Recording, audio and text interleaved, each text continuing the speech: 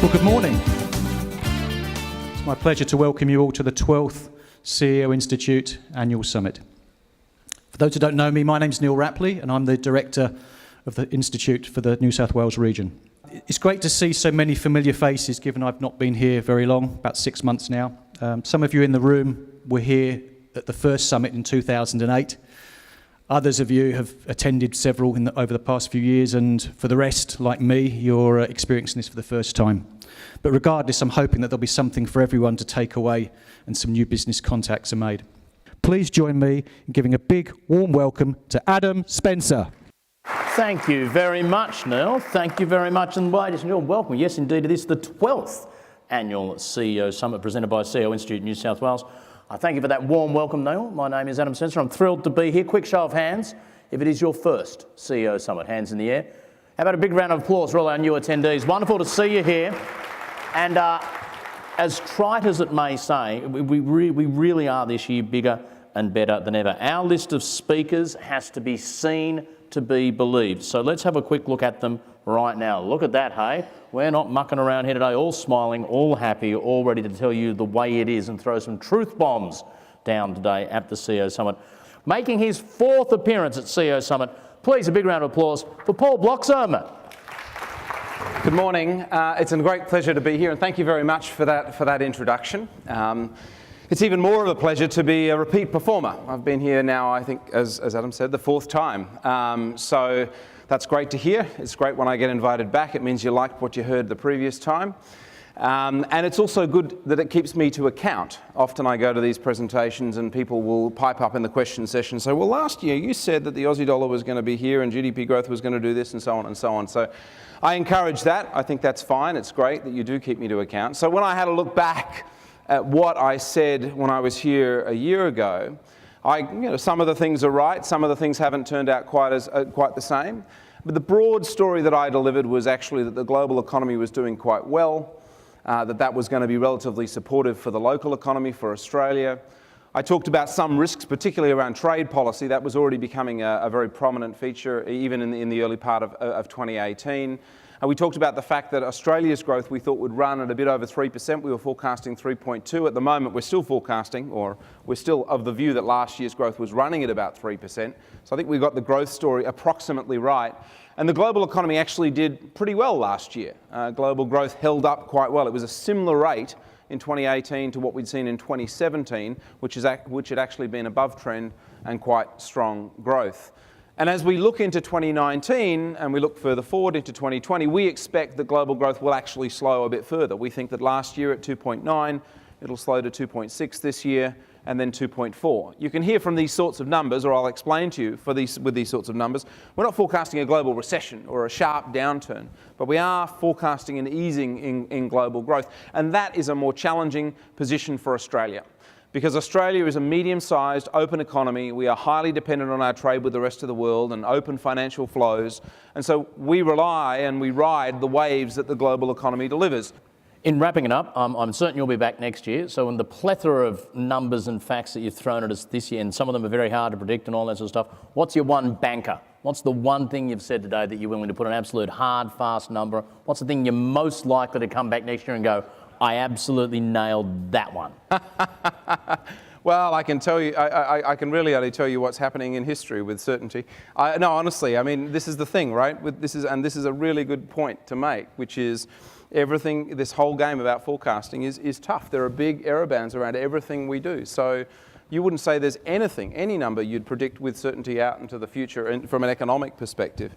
Aside from the fact that by next year I will be 1 year older, guaranteed. There you go, and we'll love to see him again. Then give Paul a big round of applause. Great stuff, Paul Bloxham.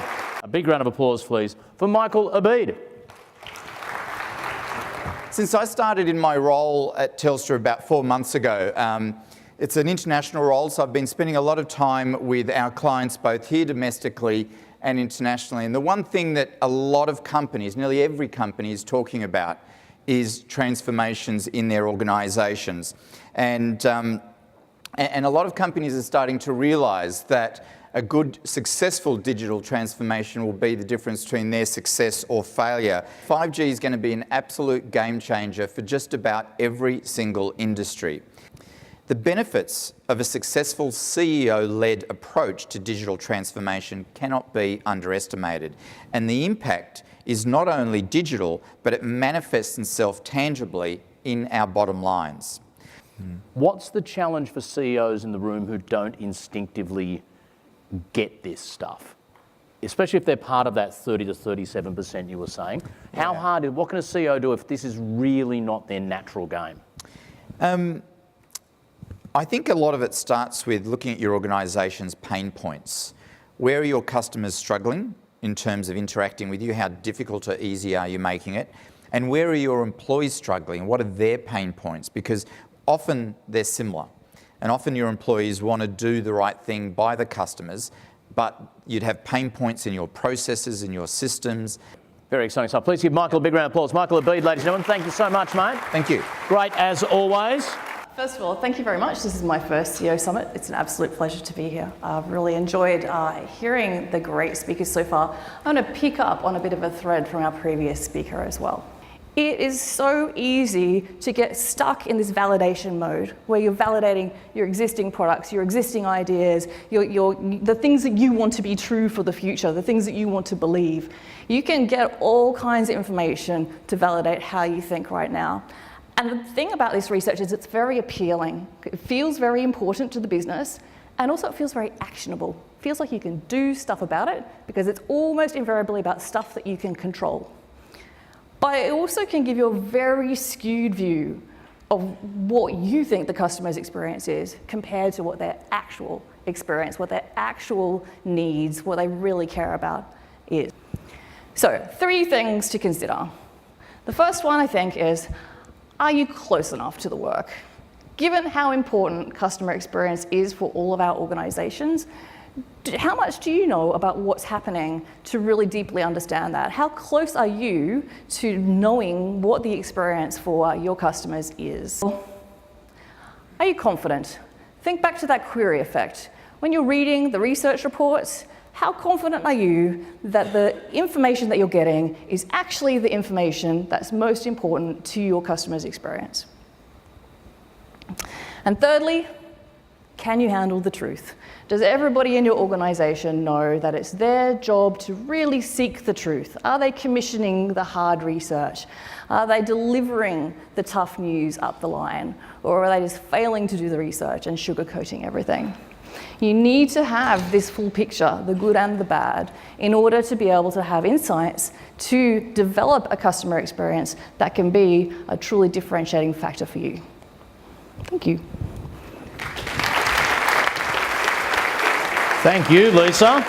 I tried to listen to them and understand, well, what is it that makes your generation tick? How do we actually engage you? What's actually going on? Because it's easy to just think, oh, they're entitled, oh, they're disengaged, oh, they're apathetic, they don't want to work hard. But scratching beneath the surface, I found there was a whole lot more going on.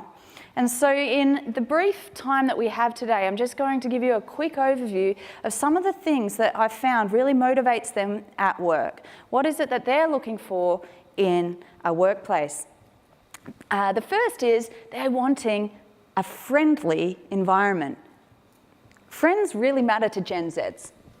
In fact, they're spending on average 2.7 hours a day connected to social media, constantly connecting to people. And when it comes to the workplace, they want an environment that's friendly, not a difficult one, not one where their manager or leader just seems so distant, up in the lofty office, far away, unapproachable, unreachable, scary. No. Because what social media has done in many ways is flattened the structures. They can connect with a celebrity, they can connect with a leader, they can connect with people on this platform which has kind of created a level playing field, at least when it comes to communicating. And they're looking for a friendly environment when it comes to work. They spend so many hours on this each day, and they care so much about what's happening in their world. This is one example of how much care they go to about communicating on these platforms that you might not have known about. If you're mad, you finish your sentences off with a dot. People will say, why are you mad? You normally don't use full stops to end your texts. You use extra letters at the end of a word, or you use an emoji. I taught Mum because every time she did a dot at the end, I thought she was mad at me. It's blunt. It cuts off. There you go. Did you know that? Did you know that your full stops at the end of a text message are communicating something entirely different to this emerging generation? What would you like to ask? Obviously what we've got is a picture of Gen Z being quite distracted. They're maybe lacking those face-to-face skills, although they want them. I just wanted to know sort of your opinions about how you can kind of make those things come to life, because I believe they require deep sort of concentration and skills to make those type of things actually work. Claire? Yeah, I think great insight there that I agree with. We've created a society which has substituted depth for breadth, a very shallow soil in many ways. That's like, well, just what's the Google answer and for this generation, they've grown up where that's been validated. Okay, so as long as you can get the answer quickly, that's what's worked for them. So to help them move to a place where actually it might take a lot longer, this thinking that's slow but it's deep is a bit uncomfortable, or it's a bit unknown for them. They don't necessarily know how to go there. And I think through modelling and mentoring and showing actually this is how we solve that problem, that is how we're going to get there. However, I think the other thing is knowing the why is very motivating for them. Okay, so if we could help them say, okay, we need to wrestle with this till we get a functional solution on this way, and giving them a problem to solve can help them dig for answers. Because I think you'll find once they are engaged with a problem, their creativity really is unlimited, and they are, I think, a creative generation. Thank you and good morning everyone, it's great to be here. Artificial intelligence has been around for a while, and now we are right in the era where this is going to take off like nothing we've ever seen before. So if we follow some of the big commentators in this field, the head of Google compares the coming of AI now to the same power as when fire was invented back in the day. The head of Baidu Research, the largest AI company in the world out of China, compares AI to the same power as the coming of electricity in the Industrial Revolution. How you use AI, what the AI strategies are within your business, and doing it responsibly, so the things such as jobs, such as bias, can be overcome, and that you can actually benefit from what I believe will be the fundamental game changer for your businesses in how you use AI to amplify and augment what you already do. Ladies and gentlemen, thank you very much. We've all probably done something online where we've dealt with one of those artificial. What's the challenge in getting them from strictly they work, but they're really clunky and clearly a machine, to I genuinely don't know if John was a person or a bot on the end of that. Yeah. Is it language recognition? Is it speed? What's the real challenge to overcome that hurdle to where it is seamlessly pseudo-human? Yeah, great question. So a couple of ways I'm going to answer that. So previously, when you were dealing with chatbots or web chat, it was not artificial intelligence. It was just rules and what we call template matching. So ask a question, that's matched. Simple. Now we have what we call unsupervised machine learning, which means that the machines have aggressive learning algorithms, so they can learn much faster than what they previously did and be able to provide a much deeper response. So this is that thing. But here's the other thing I just want you to think about too, again, philosophy. So does that mean, if I ask the same question a month later, a same complicated question a month later, I'd get a more nuanced and even more accurate response? More accurate. Well, I hope everyone's having a good morning so far. I certainly am. But it is tinged with a little bit of sadness for me and for many people in the room. There's a significant absence at today's event. Peter Jolly epitomised what it took to be an outstanding chair. I only knew Peter for a short period, 6 months in fact, and I'm very grateful to have had that time. For those of you here that didn't know him, that is a great shame. And for those of you that did, you'll know what I mean. He was passionately loyal to the CEO Institute, and the New South Wales chapter without his involvement is still difficult to take in. His warmth, humility, genuine desire to help, his words of wisdom, his grace, and his ability to disagree with you in the most polite and elegant way shall be traits that I hope to learn from. Peter, you may not be with us today in person, but you are most definitely with us in spirit. Rest in peace, dear friend. Now, as we head off for drinks and then to lunch, I'd like everyone to please stand and join me in giving a jolly big round of applause and a cheer for a fine gentleman, Peter Jolly.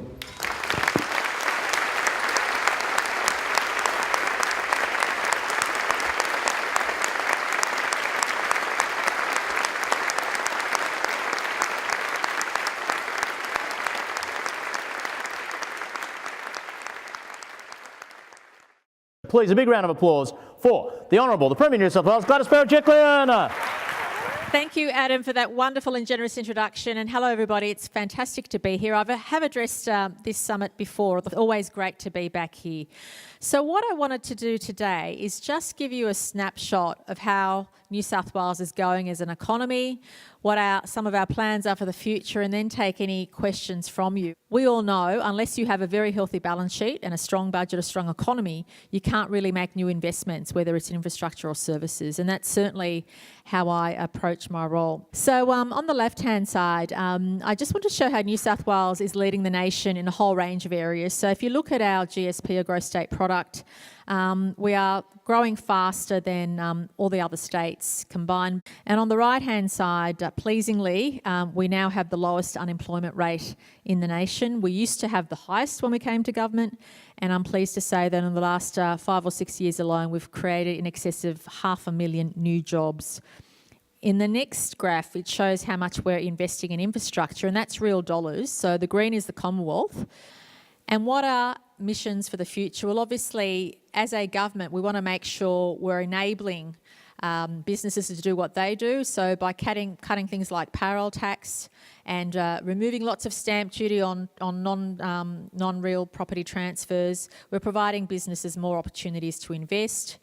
But I think, like myself, the things you keep your eye on are the things that I have to keep my eye on in terms of the entire state, and that is to make sure we think about not only the strength of our budget and the economy, but also what are the issues that we need to be ahead of to give ourselves the edge into the future.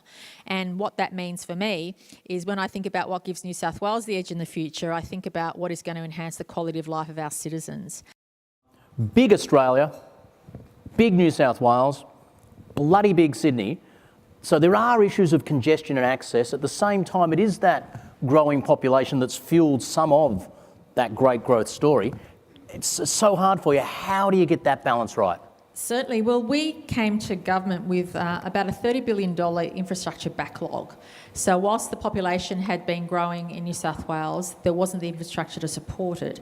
So that's why our infrastructure, we repaired the budget, and our infrastructure spend over the next 4 years alone is $90 billion. In the last 7 years, we've already invested $110 billion. So when you took the transition from significant ministerial position to Premier, what do you think was your best strength in taking it on? And what, after a couple of months, did you realise, wow, I'm going to have to work on that a bit? It is always, you don't talk enough about the message and what you're doing and blah, blah, blah. So I've tried to do a bit of that today. I hope I've been a bit successful. Please give a big round of applause to the Honourable Gladys Papachatgis, Premier of New South Wales.